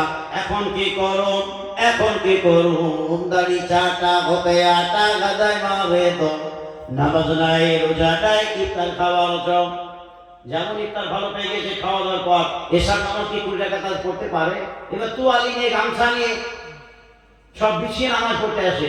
বলে বাপরে 20 টাকা নামাজ, কোমর ব্যথা করবে, হাঁটুই লাগবে, আর যাবো না আজকে, আর যাবো না। তারাই বলে আমার মুসলমান, তারাই বলে আমাদের ইসলাম। ইসলাম কারো বংশ নয় কোনো বাপে, ইসলাম আইন দাবি করে করবে দাহি, করবে দাহি। এরকম দাবি কেউ কর না, খোদার অবাধ্য কেউ হয়েও না। রেখো যে শরণ, রেখো যে শরণ, দাড়ি চাটা, গোপে আটা, গাজায় মারে দম, নামাজ নাই, রোজা নাই, ইফতার খাওয়ার জম। আজ আমরা মসজিদ মাদ্রাসা যদি এরকম হয়ে থাকি, আপনাদেরকে অনুরোধ করব, আপনাদেরকে সেখানে হয়েছেন, আল্লাহ তাআলা কবুল করেছেন, ভালো কথা, কিন্তু দাঁড়িয়ে রাখুন, দাঁড়িয়ে রাখুন। আর মসজিদে আসা যাওয়া করুন, ইমাম সাহেবদের সঙ্গে সম্পর্ক রাখুন, মুসল্লিদের সঙ্গে তাআল্লুক রাখুন, মসজিদের সাথে সম্পর্ক রাখুন। দেখবেন আপনার ফলটা আল্লাহ তাআলা বেশি কবুল করবেন। আল্লাহ তাআলা আপনাকে আরো নেকি দেবে, আপনার নেকির খাতা আরো পূর্ণ হবে। সুতরাং এবার আমরা আসি, এখন যেগুলো শুনলাম, এতগুলো কথা বলার পর আপনাদের বলতে চাই, আল্লাহ রাব্বুল আলামিন বলেছেন যে ওয়াদা করেছি মুসলমান, তোমাকে আমি জান্নাতে দেব। জাহান্নাম তো ওয়াদা করিনি, জাহান্নাম তোমার জন্য ওয়াদা করিনি। তাহলে জাহান্নাম যদি যায়, তারা যদি জাহান্নামের কাজ করে আর জাহান্নামে যদি হয়ে যায়, এখন জাহান্নাম কারা যাবে? কারা জাহান্নামে হবে? কোরআন পরিষ্কার করে দিচ্ছে, একটা মাত্র আয়াত আপনাদের সামনে পরিষ্কার হয়ে যাবে, আমরা জান্নাতে যাব না জাহান্নামে যাব। এবার শুনি, আল্লাহ রাব্বুল আলামিন বলেন, ওয়ালাকাদ যারানা লিজাহান্নামা কাসীরাম মিনাল জিন্নি ওয়াল ইনস লাহুম কুলুবুন লা ইয়াফকাহুনা বিহা ওয়া লাহুম আ'ইনুন লা ইউবসিরুনা বিহা ওয়া লাহুম আযানুন লা ইয়াসমাউনা বিহা উলাইকা কাল আনআম বাল হুম আদাল উলাইকা হুমুল গাফিলুন। একটা এই আয়াত আল্লাহ তাআলা বলেন, আমি আল্লাহ রাব্বুল আলামিন অধিকাংশ মানব সম্প্রদায়ের জন্য, অধিকাংশ জিন সম্প্রদায়ের জন্য জাহান্নামটাকে নির্দিষ্ট করেছি। ওই সমস্ত মানুষেরা জাহান্নামে যাবে, ওই সমস্ত জিন জাতিরা জাহান্নামে যাবে, যাদেরকে প্রথম নম্বর আল্লাহ রাব্বুল আলামিন ঘোষণা করলেন লাহুম কুলুবুন লা ইয়াফকাহুনা বিহা, তারাই প্রথম নম্বরে জাহান্নামী হবে, যাদেরকে আমি বোঝার জ্ঞান, গরিমা, বুদ্ধি দিয়েছিলাম। এবার অঙ্ক বসুন, যোগ বিয়োগ গুণ ভাগ ভাগফল সব তৈরি করুন, লসাগু গসাগু যা আছে সব করুন। আর দেখুন তো, এখানে যারা আমরা বসে আছি, পুরুষ মহিলা যারা আমরা হাজির আছি, কার বুদ্ধি নাই? কে পাগলা, কে খেপা? কে জানে না নামাজ না পড়লে কি হবে, রোজা না রাখলে কি হবে, যাকাত না দিলে কি হবে, মসজিদে না গেলে কি হবে, কোরআন না পড়লে কি হবে, নামাজ পড়লেই বা কি পাবো, রোজা রাখলেই বা কি পাবো? সব মুসলমান জানে, তাই না? সবাই জানে কোনটা হারাম, কোনটা হালাল, কোনটা বৈধ, কোনটা অবৈধ, কোনটা জায়েজ, কোনটা না জায়েজ, কোনটা ঠিক, কোনটা বেঠিক, কোনটা আধার, কোনটা আলো, কোনটা কালো, কোনটা সাদা, সব মুসলমানের জানার পরে মুসলমান জ্ঞান গরিমা করলো না। ওই জ্ঞান বুদ্ধিজীবী মানুষদেরকে আল্লাহ রাব্বুল আলামিন বলেন, যাদেরকে জ্ঞান দিয়েছিলাম ওই জ্ঞান পাওয়া সত্ত্বেও যারা জ্ঞান কাজে লাগাই নাই, আল্লাহর কাছে নিয়োগ করেন নাই, ওই জ্ঞানবান মানুষেরা আগে জাহান্নামে যাবে।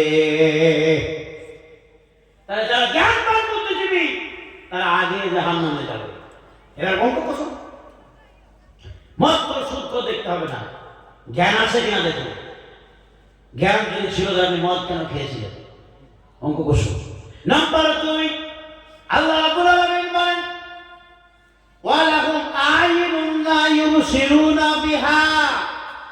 ওই সমস্ত জিন আর ইনসান তারা 2 নম্বরে জাহান্নামী। 2 নম্বর তারা যাদেরকে আমি আল্লাহ তাআলা চক্ষু প্রদান করেছিলাম। এখানে তো আমরা সবাই চোখওয়ালা, 2 চোখওয়ালা। আমাদের আল্লাহ তাআলা চক্ষু প্রদান করেছেন। আমাদের আল্লাহ তাআলা বলেন, চক্ষু দিলাম, আমার দুনিয়াটা ঘুরে ঘুরে দেখো, সিরু ফিল আরদি, দুনিয়াটা ঘুরে ঘুরে দেখো, কোথায় পাহাড়, কোথায় পর্বত, কোথায় নদী, কোথায় নালা, কোথায় সাগর, কোথায় আপনার ঝর্ণা, সব ঘুরে ঘুরে দেখো। এইগুলো চক্ষু পেয়ে আমরা সব দেখতে দেখতে সৌদি আরব পর্যন্ত দেখলাম, মক্কা, মদিনা, মুম্বাই, মহারাষ্ট্র, যেখানে খুশি সেখানে চলে গেলাম। কোথায় নদী, কোথায় পাহাড়, কোথায় মানে এনজয় করার জায়গা, কোথায় পার্ক করার জায়গা, কোথায় আমরা ফেস্টি খেতে যাব, কোথায় আমরা এনজয় করতে যাব, সব আমরা করেছি। কিন্তু আল্লাহ তাআলা বলেন, যার জন্য তোমাকে আমি চক্ষু দিলাম, যে তোমার চক্ষু দাতা, ওই চক্ষু দাতার দিকে তুমি একবার চেয়েও দেখলা না। ওই আল্লাহ তাআলা দিকে একবার শুকরিয়া আদায় করলা না। আল্লাহ, তুমি যে চক্ষু দিয়েছিলাম যার জন্য দেখতে পাচ্ছি, এই কথাটার প্রতি তুমি একবার শুকরিয়া আদায় করলা না। আল্লাহ রাব্বুল আলামিন বলেন, চক্ষু দিয়েছিলাম মসজিদ দেখতে, মাদ্রাসা দেখতে, কোরআন দেখতে, রাস্তা দেখতে, ভালো পথ দেখতে, ভালো পথ পেয়েছিলাম, কিন্তু দেখো না আল্লাহ পেয়েছে, আল্লাহর দিকে তাকাও নাই। কোরআন পেয়েছিলাম, কোরআন দিকে তাকাও নাই। আল্লাহ রাব্বুল আলামিন বলেন, ওই চক্ষুওয়ালা তোমরা শুনে না, তোমরা 2 নম্বরের জাহান্নামী। তোমাদের ওই চক্ষু দুটোকে ধরে টানতে টানতে নিয়ে যাব আর জাহান্নামে নিক্ষেপ করে দেব। এরা হবে 2য় শ্রেণীর জাহান্নামী। অঙ্ক কষুন। নাম্বার 3, ওয়ালাহুম আযানুন লা ইয়াসমাউনা বিহা। হে মুসলমান, তোমাদেরকে শব্দ শোনার জন্য কর্ণ প্রদান করেছিলাম, অর্থাৎ কান দিয়েছিলাম। এই কান যারা পেয়েছি, আমরা শব্দ শুনেছি, আযান শুনেছি, তেলাওয়াত শুনেছি, কোরআন শুনেছি, হাদিস শুনেছি, ওয়াজ শুনেছি, নসিহত শুনেছি, জালসা শুনেছি, রাজমাতে শুনেছি, তাবলীগের কথা শুনেছি, ইমাম সাহেবের বক্তব্য শুনেছি, জুম্মার দিনে বক্তব্য শুনেছি। সব শোনার পরে আমল করি নাই। এখনো পর্যন্ত কোরআনের ভাষাতে আসতে পারি নাই, আল্লাহর কাছে আসতে পারি নাই, নবীর আদর্শে আদর্শিত হতে পারি নাই।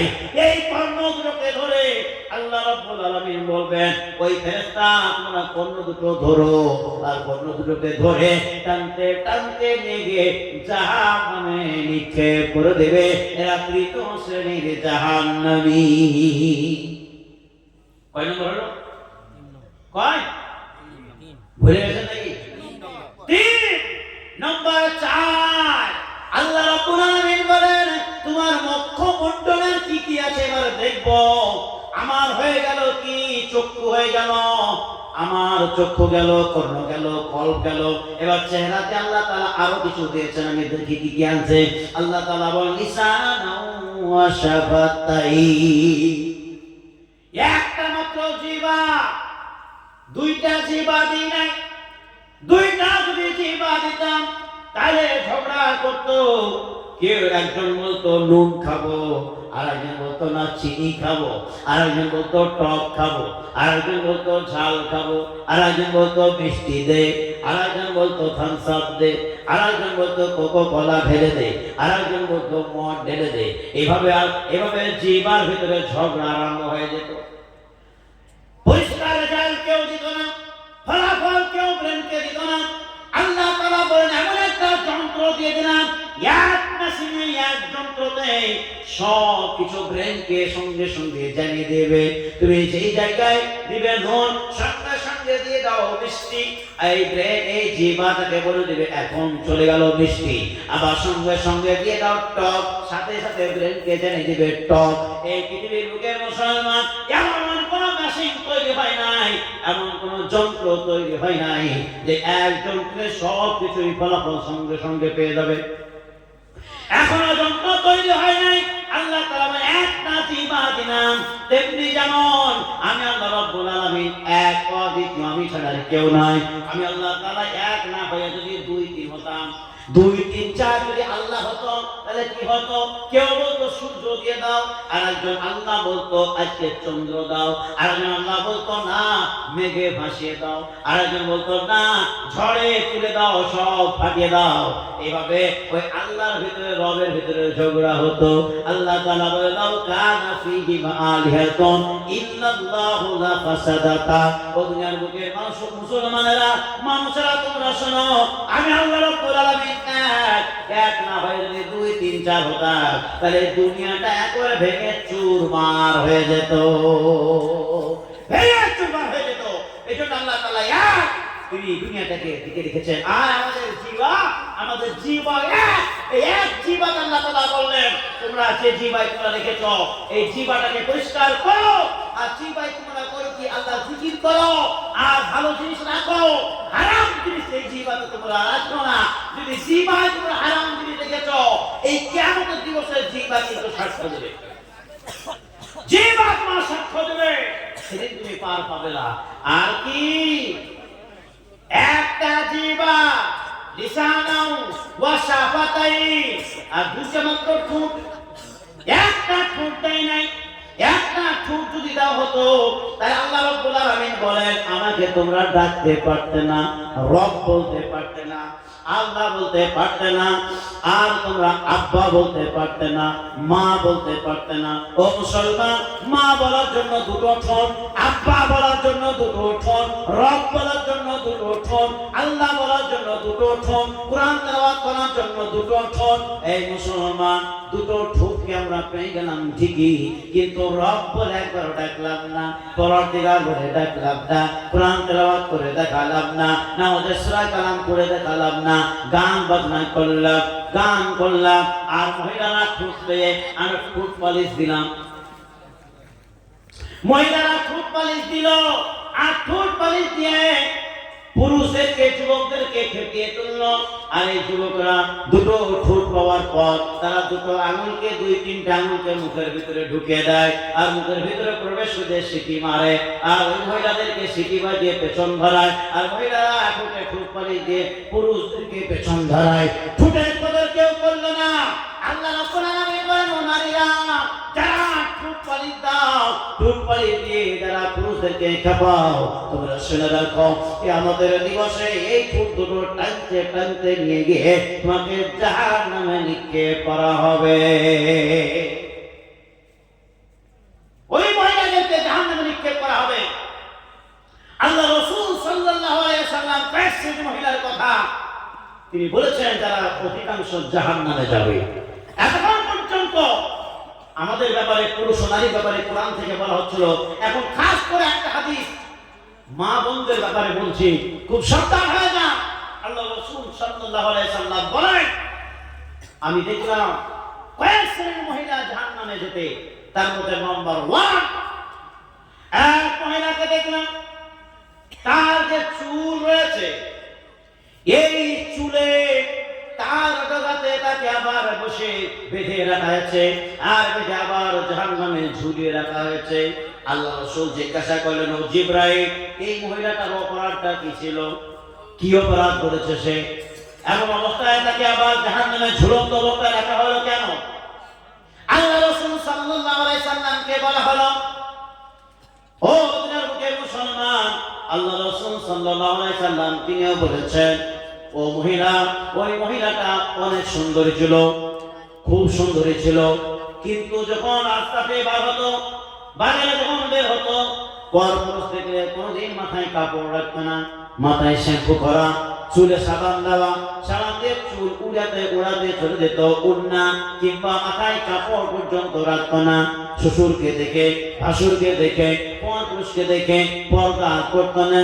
আল্লাহ রাসূল সাল্লাল্লাহু আলাইহি সাল্লাম বলেন, ওই মহিলার চুল যে দেখিয়েছে, চুল যে দেখিয়েছে, ওই চুলের ভিতরে ডগাটাকে বাঁধা হবে আর জাহান্নামে ঝুলিয়ে রাখা হবে। আজ থেকে মহিলাগণ, আপনারা যারা বাজারে যান কিন্তু পর্দা সহিত যাবেন, এমনিতেই বাজারে যাওয়া নিষেধ। বাজার হলো সবচাইতে খারাপ। যদি আমরা ঘুরে বেড়াই কিন্তু আমাদের চুল যেন কেউ না দেখে, বাড়িতে থাকলে আমাদের পর যদি কেউ ঢুকে আমাদের চুল কেউ যেন না দেখে। কিন্তু মুসলমান নারীগণ আমরা শুনলাম না, আমরা চুল দেখাতেই ব্যস্ত থাকলাম। নম্বর 2, আরেকজনকে দেখলাম তাতে চেহারা রয়েছে, জিহ্বা রয়েছে, ওই জিহ্বাতে তাকে আবার বসিয়ে রাখা হয়েছে। জিহ্বাটাকে টেনে বের করে দিয়ে জিহ্বার ডগায় বসিয়ে দিয়ে জাহান্নামে ঝুলিয়ে রাখা হয়েছে। আল্লাহ রাসূল জিজ্ঞাসা করো, সাহাবায়ে কেরামগণ তোমরা কি জানো ওই মহিলার অপরাধটা কি ছিল? সাহাবায়ে কেরামগণ বললেন, না ইয়া রাসূলুল্লাহ, আমরা জানি না। বিশ্ব নবী মুহাম্মদ রাসূলুল্লাহ সাল্লাল্লাহু আলাইহি ওয়াসাল্লাম তিনি বললেন, ও সাহাবায়ে কেরামগণ, দুনিয়ার বুকের মহিলাগণ, মা বোনেরা, নারীরা, তোমরা শোনো। আল্লাহ রাসূল সাল্লাল্লাহু আলাইহি ওয়াসাল্লাম বলেন, ওই মহিলাটার বিবাহ হয়েছে। ওই মহিলাটা বড় সুন্দরী ছিল, স্বামী ছিল ভালো, কিন্তু স্বামীকে সর্বদাই তুতাকারি করেছে, তু তু করে কথা বলেছে, সর্বদাই গালি দিয়েছে।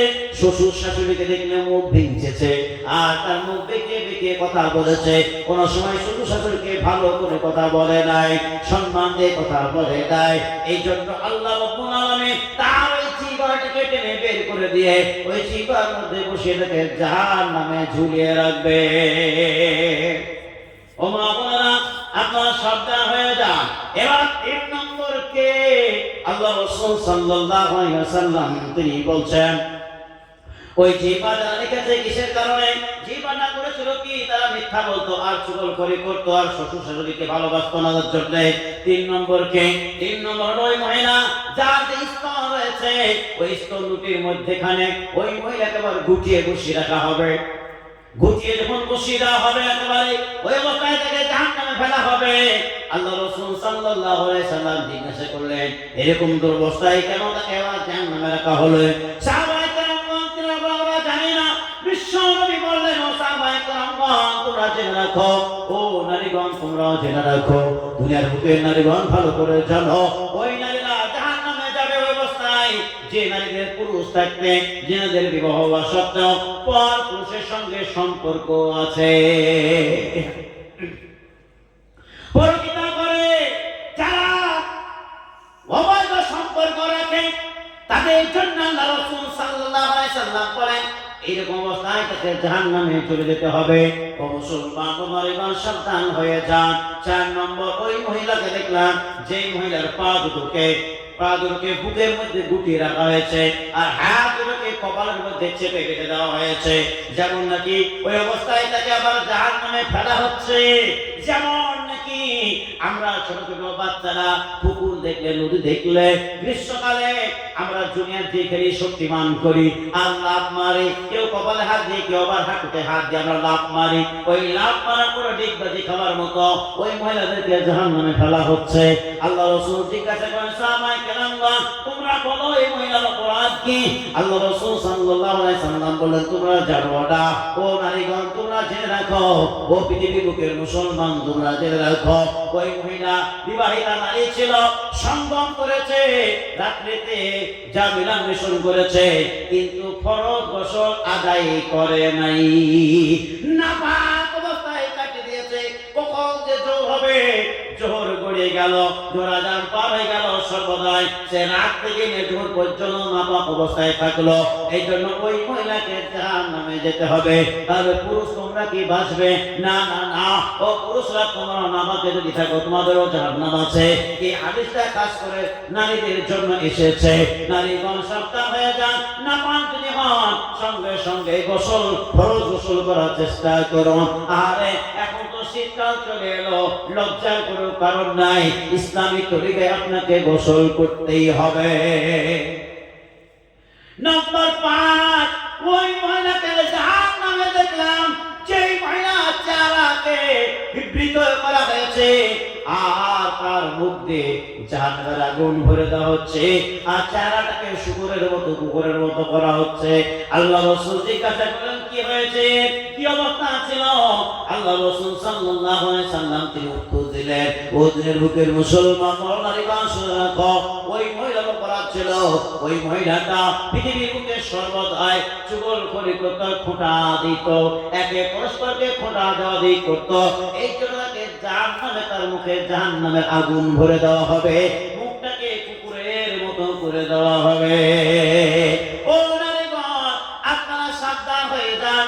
এই মুসলমান পুরুষের এবার আসি, আল্লাহ রাব্বুল আলামিন কোরআনে কারিমে কি বলেছেন একটু জানি।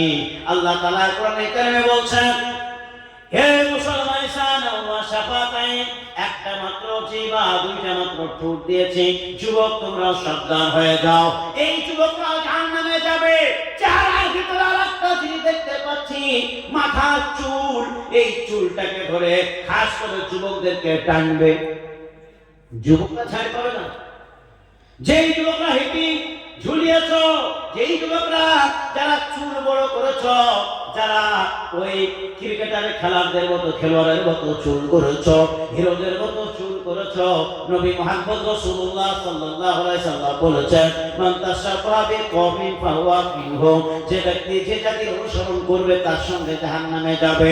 তুমি যদি বিরাট কোহলি যদি একবার ফ্রেন্ড হও, শাহরুখ খানের যদি ফ্রেন্ড হও, অন্যান্য কোনো হিরো হিরোইনের যদি ফ্রেন্ড হও, আর তার মতো চুলে যদি কাটিং করো, তোমার নবী ছিল, তোমার সাহাবা ছিল, তোমাদের আলেম ওলামা ছিল, ইসলামী বই ছিল, কিন্তু বই দেখে তুমি করো নাই, ইসলামী বই পড়ে তুমি করো নাই, কোনো মহানাকে জিজ্ঞাসা করে চুল কাটো নাই, তাদের মতো অনুসরণ করেছ। আল্লাহ রাসূল বলেন জাহান্নামে যদি তারা যায়, জাহান্নামে তোমাদেরকেও তাদের সঙ্গে থাকতে হবে। তাই মুসলমান ওই চুলের ডগা ধরে আল্লাহ রাব্বুল আলামিন সূরা কাফে বলছেন, ফাওকা আলা রাসিহি, তার চুলের উপরে, তার মাথার উপরে গরম পানি ঢেলে দেওয়া হবে। ও যুবকের দল, যে চুল রেখেছ ওই চুলের বাহার থাকবে না, চুলের কদর থাকবে না, চুলের অহংকার থাকবে না। এক এক করে চুলে ওই যখন গরম পানি ফেলা হবে, টকবক টকবক করতে থাকবে, আর সব চুল এক এক করে খসে পড়বে। তোমার চুলের গর্ব সব দুনিয়াতে এবং মাটির সাথে সব মিশিয়ে যাবে। আর ওই চুল ধরে জাহান্নামে ফেরেশতাদেরকে বলবে, খুযুহু ফাতিলুহু, তাকে ধরো আর তাকে টানো, খেজো, তাকে ইলা সাওয়াইল জাহিম, তাকে জাহান্নামের দিকে টানতেই থাকো। তাকে তার চুলের মুঠিতে ধরে টানতে টানতে নিয়ে জাহান্নামে ফেলে দেবে। তাই যুবকেরা দাও, পুরুষ মানুষ সাবধান হয়ে যাও। আর কি আছে? এই চেহারা কেন ধরছেন আল্লাহ তাআলা? হাত ছিল, পা ছিল, বড় বড় অঙ্গ প্রত্যঙ্গ ছিল, তা না দেখে চেহারা কেন ধরলেন? একটা উত্তর আমি আপনাদেরকে দেবো, তারপরে বিদায় নেবো। একটা বেজে গেছে নাকি? একটা বেজে গেছে, ধৈর্যের মান হারিয়ে যাবে এবার। আর কতক্ষণ? একটা কথা শুনে রাখেন। আচ্ছা, এবার আপনারা বলুন তো, কারা কারা নামাজ পড়ি? উত্তর পেয়ে যাবেন। কারা কারা নামাজ পড়ি হাত তুলে দেখি আবার। দেখ, আলহামদুলিল্লাহ, প্রায় লোক নামাজ পড়ে। নামাজ পড়ার আগে উযু করতে হয়, ভাই। উযুর মধ্যে কয়টা ফরজ তো? পাঁচটা? চারটা? কাউকে সন্দেহ আছে কয়টা? পাঁচটা, ছটা? সাতটা। দেখলেন, আমি সন্দেহ আছে সাতটা। তাহলে এই মুসলমান আমরা এখন নামাজ পড়ছি, 5 ওয়াক্ত না পড়লে জুমার দিনে যায় নাকি? জুমার দিনে যায়। আর জুম্মার দিনে যেই মানুষের কোনো একটা হয়তো মদ নিয়ে, সুদ নিয়ে বা বেনামাজি নিয়ে বক্তব্য আরম্ভ করলো, তখন দেখলো মদখোর বেনামাজি মসজিদে গেছে, প্রথম কাতারে বসে আছে, ও মাথাটা নিচু করে বসে আছে, বলছে আমার দিকে ঘুরি ঘুরি কথা বলছে, কি ভাই কেন নামাজ পড়তে নামাজ দিয়ে জীবন মশে না, একদিন এলাম তার। কিন্তু ইমাম সাহেব কারো দিকে মুখ করে না, ও চতুর্দিকে চোখ দিয়ে কথা বলে। ও ভেবে নাই যে আমাকে বলছে। যেমন ধরেন যারা ট্রেনের লাইনে পায়খানা ফেরে, ট্রেনের লাইনে, ট্রেনের ধারে যারা পায়খানা ফেরে লাইনে ধরে, তারা মাথাটা নিচু করে দেয়। এই ট্রেন যাচ্ছে, ও মনে করছে ও মাথা নিচু করেছে, বলে আমি তো দেখতে পাই না কাউকে। ও তো দেখতে পাবে না, মাথা নিচু করে আমাকে কেউ দেখতে পাবে না, কিন্তু সবাই যেটা দেখছে ও মাথাটা নিচু করে পায়খানা দিচ্ছে। তেমনি মুসলমান নামাজিরা যায়, যখন কোনো কথা বলে ইমাম সাহেব যে যেরকম কাজ করে, হয়তো কোনো বক্তব্য শুরু হয়ে যায়, ও মনে করে আমাকে দেখতে পাই কথা বলছে। আজকে আমরা মুসলমান ৫ ওয়াক্ত নামাজ না গেলেও জুম্মার দিনে যায়, আর জুম্মার দিনে গেলেও এখনো পর্যন্ত হুজুর ফরজটাই জানলাম না। কি গো, হুজুর ফরজটাই তো জানলাম না এখনো। 4টে ফরজ, একজন ভাই বলে 4টে, যখন বললাম সংবাদ করে এবার প্রশ্ন আরম্ভ হয়ে গেল। 4 ফরজের ভিতরে আল্লাহ তাআলা কোরআনে দিয়েছে কি, ফাইদা কুমতুম ইলা সালাত ফাগসিলু উজুহাকুম ওয়া আইদিয়াকুম ইলাল মারাফিকি ওয়ামসাহু বিরুসাকুম ওয়া আরজুলাকুম ইলাল কাবাইন। 4টে কথা। 1 নম্বর, যখন তোমরা নামাজ পড়ার জন্য ইচ্ছা করবে যাবে, তখন তোমরা মুখমণ্ডলটাকে ভালো করে ধৌত করে নাও। এবার মসনা বলছে, 1 কানের ডোল থেকে নিয়ে 2 কানের 2 কানের ডোল পর্যন্ত, চুলের পেশানি থেকে নিয়ে একেবারে গোড়া থেকে নিয়ে এই থুতনির নিচ পর্যন্ত ভালো করে ধৌত করে নাও। তাহলে এই মুখমণ্ডলটাকে ধৌত করা প্রথম কাজ। এই জন্য আল্লাহ রাব্বুল আলামিন আপনার মুখমণ্ডলটাকে প্রথমে ছেড়ে দেবে, চুল ধরে টানবে। উঁচু করেছিল আজ এসো। 2 নম্বর হবে কি, আপনার কোণই পর্যন্ত, হাতের কোণই পর্যন্ত ভালো করে ধৌত করে নেওয়া। 3 বার ধোন আর 5 বার ধোন, আর একবারই ভালো করে ধোন, কিন্তু যেন শুষ্ক না থাকে। 3 বার ধোয়াটা সুন্নত তরিকা, মুস্তাহাব তরিকা, ভালো রাসূলের অনুসরণ। সুতরাং 3 বার ধুবে, ভালো করে ধুবে, যেন শুকিয়ে না থাকে। মাথা মোছা করে, কোরআনে বলছে মাথা মোছা করো, 1 ভাগ করুন, 4 ভাগ করুন, আর গোটাটাই করুন। মাথা মোছা করলে কিন্তু আপনার হয়ে যাবে। আহনাফ তরিকায় 3র্ধাংশ নাকি গো, না 4র্ধাংশ, 4র্ধাংশ, কেউ বলছে 3র্ধাংশ, কেউ বলছে 4র্ধাংশ। তো যাই হোক 1 ভাগ। আবার আহনাদিস সালাফি মাযহাবে ইনারা বলছেন, বলছে গোটাটাই যদি একবারের ভিতরে হাত গুলে যায় তো মাসা হয়ে যাবে। চুল যদি 6 হাতে মাসা হয়ে যাবে, তাহলে মাসা যখন হয়ে যায় আপনি এভাবে করলেও মাসা হয়ে যাবে। তাহলে এটা করে না দেশ। আর ওয়াজুলাকুম ইলাল কাবাইন, পা দুটোকে ভালো করে ভিটের উপর পর্যন্ত ভালো করে ধৌত করে নাও। এই 4টি ফরজের ভিতরে একটাও যদি আপনার বাদ যায়, খোদার কসম করে বলছি নামাজ হবে না। যতই আপনি ইমাম সাহেবের পেছনে দাঁড়ান, যতই আপনি ভালো কেরাত জানুন, যতই আপনি সূরা কালাম ভালো করে পড়ুন, নামাজ হবে না। কেন? ওই 4 ফরজের ভিতরে একটা বাদ দিয়েছে। হাত ধোন নেই, মাথা মোছা করেন নেই, ভালো করে পা ধোয়া হয়নি, এগুলো যদি বাদ যায় হবে না। বাকি কুল্লি করা, গর্দান মোছা করা, কান মোছা করা, এগুলো হচ্ছে সুন্নত তরিকা, মুস্তাহাব তরিকা। যদি আপনার গর্দান মোছা করতে বাদ চলে যায় কাড়াখোড়াতে, উজুর কোনো অসুবিধা হবে না, উজু হয়ে যাবে। একটু সুন্নতের বরখেলাপ হবে, মুস্তাহাবের বরখেলাপ হবে, এতটাই। কিন্তু আপনি নামাজ আবার হবে না এরকম নয়, নামাজ অটোমেটিক সুন্দর হয়ে যাবে, যেহেতু আপনার ফরজ আদায় হয়ে গেছে। তাহলে এই ফরজের ভিতরে 1 নম্বর কাজ ছিল মুখমণ্ডলটাকে ভালো করে ধৌত করা। তাই আল্লাহ তাআলা কিয়ামতের দিবসে এই চেহারাটাকে আগে ধরবে। দেখি তো চেহারায় কি আছে, চেহারা হিসাবটা নেওয়ার পর এবার হাতকে জিজ্ঞাসা করবে, হাত তুই এবার বল কি করেছিস। হাত এবার বলবে, ভালো কাজ করলে ভালো, মন্দ করলে মন্দ। আপনি যাই বলবেন সেদিন কিন্তু আজ দুনিয়ার মুখে, আজ আমরা মুখে কথা বলছি, ওইখানে গিয়ে ওই দিবসে গিয়ে মুখ আর চলবে না, এই মুখে জোর আর চলবে না। মুখ জোরে অনেক জোর করেছি, কিন্তু আল্লাহ তাআলা বলেন অনেক কথা বলেছো, আজকে তোমার মুখ বন্ধ করে দেবো। যে কথা বলেনি তাকে বলা করাবো। হাত আমার কথা বলেনি, হাত ইশারা করেছে, হাত নাচা করেছে, পা নাচা করেছে, পা লাঠি বেড়েছে, পা হেঁটে চলেছে, পা অনেক জায়গায় গিয়েছে, পা কথা বলেনি। আমার পেট কথা বলেনি, পেট শুধু খাবারের জন্য ছটফট করেছে। পিঠ কথা বলেনি, পিঠ যন্ত্রণা করেছে, দেখা হয়েছে, কোন ব্যথা করেছে, অঙ্গ প্রত্যঙ্গ কথা বলেনি। কিন্তু ওই জায়গায় গিয়ে এইটা বন্ধ হবে, মুখটা বন্ধ হবে, আর সবারই মুখ খুলে যাবে।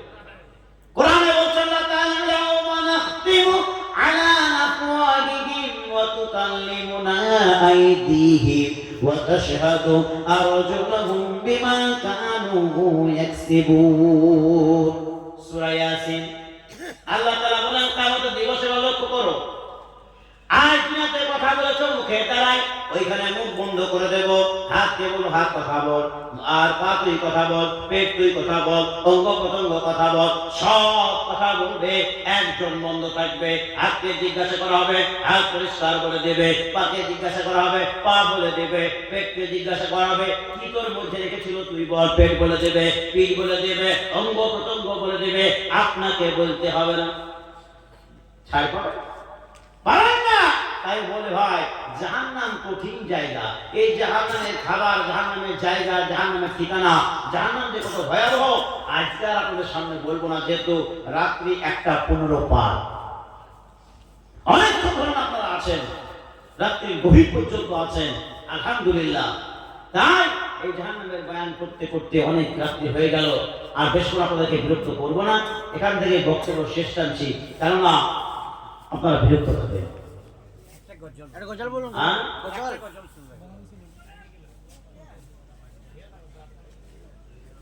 যাই, আপনারা প্রত্যেকেই যতগুলো কথা আলোচনা হলো, সর্বশেষে আপনাদেরকে অনুরোধ প্রয়োজন করব যে আমরা কমসে কম নামাজে আসবো, কোরআন ভিত্তিক আলোচনা শুনব এবং কোরআন অনুযায়ী জীবনযাপন তৈরি করব, আলেম আমাদের কদর করব, সম্মান দেব, তাদের তাবেদারি করব, তাদের ইত্তেবা করে আমরা চলবো। যেহেতু এখন আমাদের কাছে নবী নাই, আমাদের কাছে সাহাবা নাই, তাবেও নাই, মুজাহিদ নাই, আর আনসারি দল নাই, কেউ নাই। আমাদের কাছে কে আছে? একজন, আল্লাহ রাসূল সাল্লাল্লাহু আলাইহি ওয়াসাল্লাম বলেছেন, আল উলামাউ ওয়ারাসাতুল আম্বিয়া, আম্বিয়াদের ওয়ারিস হিসাবে উলামাদেরকে রেখে গেছেন আল্লাহ রাসূল সাল্লাল্লাহু আলাইহি ওয়াসাল্লাম, তিনি বলে গেছেন। সেই হিসাবে আমাদের কর্তব্য আল্লাহ নবীর ওয়ারিস আলেম উলামাদের কদর করা, আলেম উলামাদের সম্মান করা, তাদের অনুসরণ করা, তারা যেভাবে বলবেন সেভাবে আপনারা চলবেন, তাদেরকে সম্মান দেবেন। এরপর বক্তব্য শেষ করছি। ওয়া আখিরু দাওয়ানা আলহামদুলিল্লাহি রাব্বিল আলামিন। সমাধান চাও যদি জীবনে মরণে, ফিরে যাও খুঁজে দাও চোখ রাখো কোরআনে। সমাধান চাও যদি জীবনে মরণে, ফিরে যাও খুঁজে দাও চোখ রাখো কোরআনে।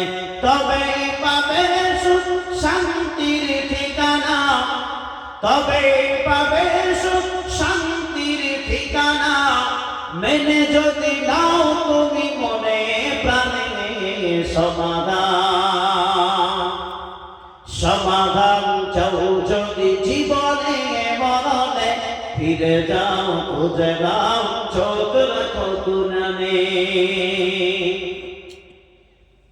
এত চির ভগ্লাম চির মুক্তির ডাক, এ যে মহাবাণী খোদারি কালামে পাক।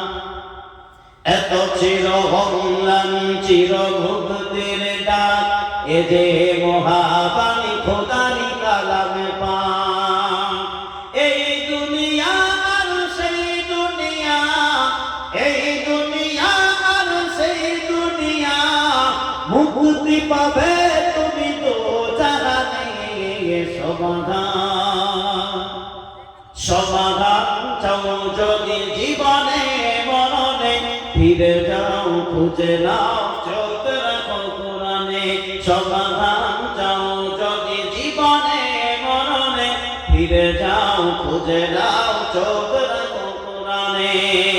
তবে পাবে সুখ শান্তির ঠিকানা, তবেই পাবে সুখ শান্তির ঠিকানা, মেনে যদি নাও তুমি মনে প্রাণে সমাধান।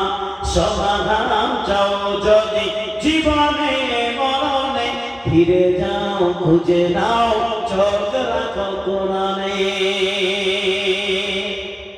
এ বাণী সকলের নয় শুধু মুমিনের, যারাই চলবে মেনে ফল পাবে কোরআনে। এ বাণী সকলের নয় শুধু মুমিনের, যারাই চলবে মেনে ফল পাবে কোরআনে। ঘরে বলো কিংবা রাস্তে বলো, ঘরে বলো কিংবা রাস্তে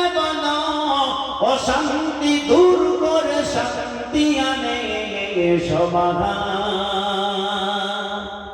সমাধান চাও যদি জীবনে মরণে ফিরে যাও খুঁজে নাও চোখ রাখো কোরআনে সমাধান চাও যদি জীবনে মরণে ফিরে যাও খুঁজে নাও চোখ রাখো কোরআনে তবেই পাবে সুখ শান্তির ঠিকানা তবেই পাবে সুখ শান্তির ঠিকানা মেনে যদি নাও তুমি মনে প্রাণে সমাধান সমাধান চাও যদি জীবনে মরণে ফিরে যাও খুঁজে নাও চোখ রাখো কোরআনে সমাধান চাও যদি জীবনে মরণে ফিরে যাও খুঁজে নাও চোখ রাখো কোরআনে নার কবীর সমাধান চাও যদি জীবনে মরণে ফিরে যাও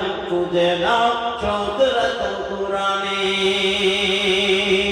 যাহার পরশে পেয়ে পাথর হলো সোনা সন্দেহ নেই ভুল যার একটি কণা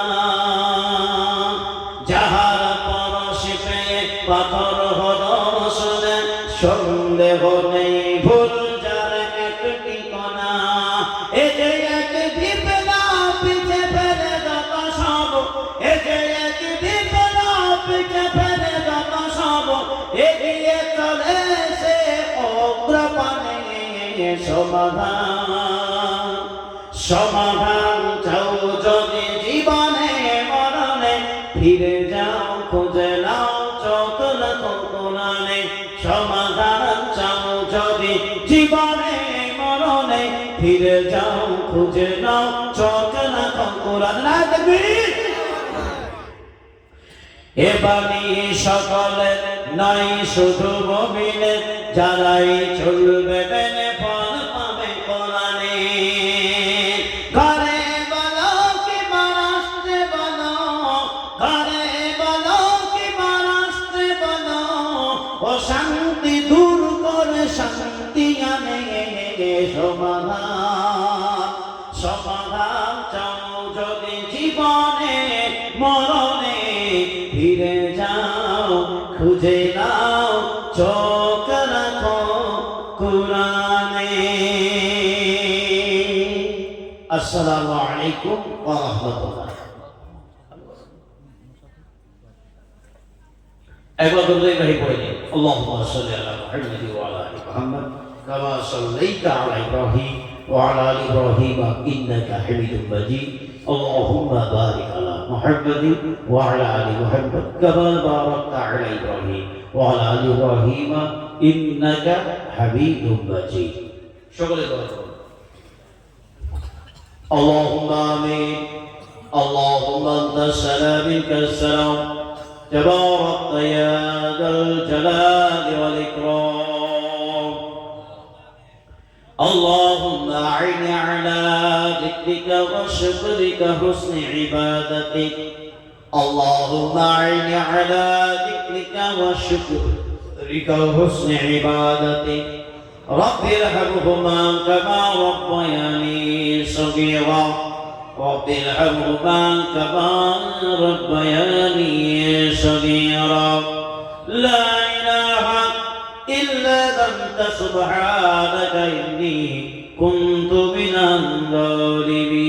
الظالمين لا إله إلا الله وحده لا شريك له أحدا صمدا لم يلد ولم يولد ولم يكن له كفوا أحد ربنا ظلمنا أنفسنا وإن لم تغفر لنا وترحمنا لنكونن من الخاسرين ربنا إننا آمنا فاغفر لنا ذنوبنا وقنا عذاب النار اللهم يا مقلب القلوب ثبت قلوبنا على دينك اللهم إياك نعبد ولك نصلي اللهم إنا نسألك الجنة نعوذ بك من النار يا خالق الجنة والنار برحمتك يا عزيز يا غفار الكريم يا ستار رحيم يا جبار يا خالق يا بر اللهم أجرنا من النار يا الله تعالى আমরা ফারসা গুনাহগার বান্দা মাওলা গো তোমার কবর হাত উঠেছি মাওলা মেহেরবানি করে দয়া করে আমাদের হাত দুখানি তুমি কবুল করে নাও যে আশা যে উদ্দেশ্য নিয়ে আজকের এই কোরআনের মাহফিলে উপস্থিত হয়েছি মাওলা সকলের আশাকে এবং উপস্থিতিকে কবুল করে নাও আল্লাহ তাআলা এই গ্রামবাসী যারা কোরআন শোনার জন্য মুসলমান উদ্যোগে কোরআন শোনার উদ্যোগে এই মাহফিল অনুষ্ঠিত করেছে মাওলা এই গ্রামবাসীকে তাদের মনের আশা তুমি পূর্ণ করে দাও মাওলা করিম যে যুবকরা অনুষ্ঠানটি তৈরি করেছে মাওলা তাদেরকে মসজিদে আসা তুমি শক্তি প্রদান করো আল্লাহ তাআলা এই গ্রাম থেকে যারা চলে গেছে কারো দাদা কারো দাদি কারো নানা কারো নানি কারো বাবা কারো মা কারো ভাই কারো বোন কারো পুত্র কারো স্ত্রী কারো স্বামী কারো আর অনেক আত্মীয় স্বজন চলে গেছে মওলা করিম জানি না তারা কবরে কি হালাতে কি অবস্থায় রয়েছে মওলা গো তারা যদি কোনো খারাপ কাজ করে গিয়ে থাকে পাপ হয়ে থাকে মওলা এই দুয়ার বদলে কোরআনের মাহফিলের বদলে সকলের মুনাজাতের বদলে তাদেরকে ক্ষমা করে দিয়ে তাদের কবরকে তুমি জান্নাতের বাগিচা বানিয়ে দাও মওলা করিম এই মাহফিলে যতগুলো আয়াত তেলাওয়াত হয়েছে মওলা প্রতিটি আয়াতের অক্ষরে 10 করে নেকি আমাদের পড়নেওয়ালা শোনানেওয়ালা এবং দেনেওয়ালা অনুষ্ঠান করনেওয়ালা গ্রামবাসী সকলের আমলনামার খাতায় তুমি পৌঁছে দাও আল্লাহ রাব্বুল আলামিন আমাদের বিগত জীবনের গুনাহগুলি তুমি maaf করে দাও মালিক করিম যারা অসুস্থতায় ভুগছে মাওলা যারা হাসপাতালে রয়েছে মাওলা তাদেরকে তুমি সুস্থতা অবস্থায় নিজ বাসভবনে তুমি ফিরে আনার শক্তি প্রদান করে দাও মালিক করিম আমাদের সকলকে তুমি কবুল করে নাও এই তাহাজ্জুদের টাইমে অন্ধকার রাতে এই রাতে তোমার হাত উঠেছি মাওলা আমাদের সকলে হাত তুমি খালি হাতে ফিরিয়ে দিও না সুবহান রাব্বিকা রাব্বিল ইজ্জাতি আম্মা ইয়াসিফুন সালামুন আলাল মুরসালিন ওয়ালহামদুলিল্লাহি রাব্বিল আলামিন আমিন বিরহমাতিকা ইয়া আরহামার আসসালামু আলাইকুম